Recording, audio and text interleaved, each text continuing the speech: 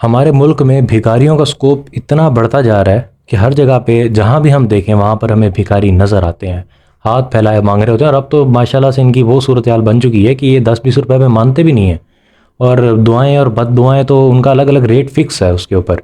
यानी कि अगर आपने कोई करियर के लिहाज से दुआ करवानी है तो उसके लिए आपको कुछ इस तरह का कुछ 50 रुपये या इससे ज़्यादा देने पड़ेंगे। और अगर आपने कोई फर्स्ट पोजीशन की दुआ करवानी है तो उसके लिए मज़ीद पैसे देने पड़ेंगे। तो मतलब ये है कि यहाँ पे ना सारी चीज़ों का रेट ज़रा सा फिक्स करके उन्होंने रख दिया है। एक पूरा मेन्यू कार्ड होता है इनके पास, ठीक है।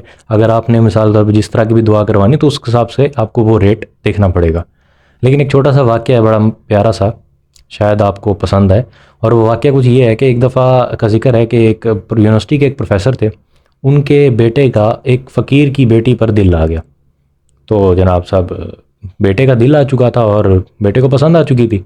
प्रोफेसर साहब ने कहा कि चलो जाके मैं देखता हूँ। और उसके बाद जब देखा उन्होंने तो ठीक है, उन्होंने कहा अब तुम्हारा दिल आ चुका है तो मैं अब इसमें क्या कर सकता हूँ। खैर करते कराते फ़कीर से उन्होंने बात की कि देखो तुम्हारी बेटी पर मेरे बेटे का जो है वो दिल आ गया और मैं चाहता हूँ कि मैं उसे अपनी बहू बना लूँ। तो फ़कीर ने कहा कि यार बात तो ठीक है, मुझे कोई एतराज़ नहीं है इस बात पे। तुम मेरी बेटी को ले जाना चाहते हो तो कोई मसला नहीं है, ले जाओ। लेकिन मेरी एक शर्त है। अब वो शर्त क्या थी? वो शर्त ये थी कि उसने फ़कीर ने कहा कि प्रोफेसर साहब, आपने जितना अरसा प्रोफेसरी की है वो एक अलग कहानी है, लेकिन आपको मेरे साथ यहाँ पर 3-4 दिन भीख मांगनी पड़ेगी। उसकी वजह ये है कि अगर आप भीख मांगेंगे तो कल आपको कल को जो है वो आप मेरी बेटी को ये ताना नहीं दे सकेंगे कि तू भिखारी की बेटी है या तू भीख मांगती रही है या इस तरह से जो भी। खैर, तो प्रोफेसर साहब ने कहा कि अब बेटे की जहाँ बेटे का दिल आ चुका है तो अब मैं क्या कर सकता हूँ, मजबूरी है। तो करते कराते उन्होंने कहा जी ठीक है चलो मान लेते हैं बात को। शर्त मानी और उसके बाद जनाब साहब जी अगले दिन वही हुलिया गेटअप बनाया, वही सारा जो है वो उन्होंने फटे हुए कपड़े और सारे पहन के हाथ में कटोरा लेके बैठ गए। एक चौक पे बैठे, जहाँ जहाँ फ़कीर ने कहा वहाँ बैठ गए। एक चौक पे बैठे, फिर उससे अगले चौक पे बैठे, लोगों से भीखें मांगी, लोगों से माल मता इकट्ठा किया।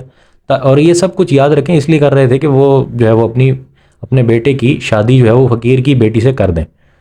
तो जनाब माल मता इकट्ठा करते रहे और जब शाम हुई, ठीक है, मतलब वो तीसरे दिन की जब वो शाम हुई, 3 दिन उनके शर्त के मुताबिक मुकम्मल हो गए, तो उसने पूछा फ़कीर ने कि कैसा महसूस कर रहे हो, मतलब ये धंधा करके ये भीख मांग मांग के कैसा महसूस कर रहे हो। खैर मतलब जवाब बड़ा ही ज़बरदस्त किस्म का था।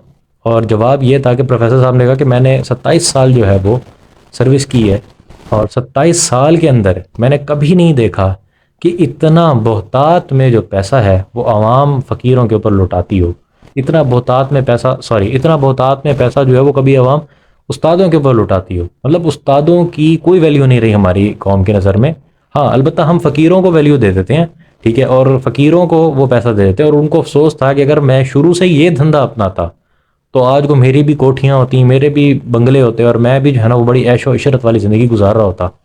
जबकि मैं एक प्रोफेसर हूँ और मेरी एक माइन्यूट से तनख्वाह है और उसके अंदर मुझे जो है गुजारा करना पड़ता है।